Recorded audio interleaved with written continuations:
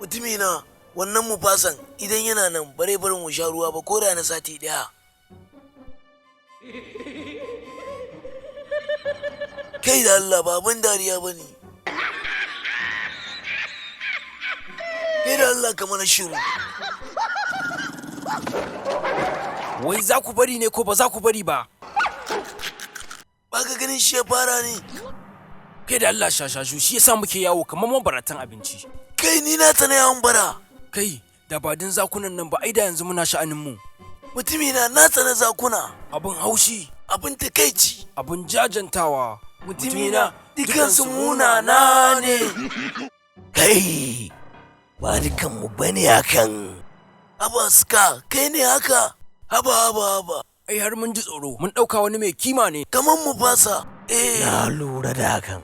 Wannan mai ƙarfi ne. Faɗa mu wani abu a kansa don ina jin wannan sunan nake rikicewa. Mu fasa.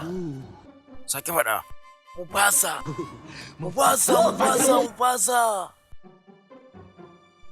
A zagaye nake da wawaye. Ka gani suka, kai ma kana ɗaya daga cikinmu. Haka ne. Ina son haka.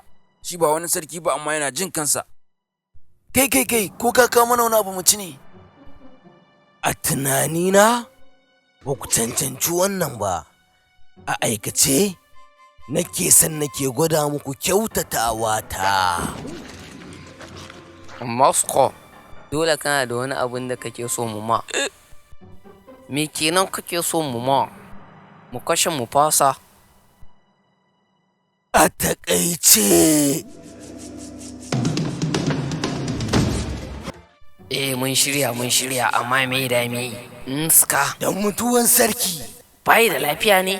A'a, mu da muka kashe shi tare da sun ba. Babu saki, babu.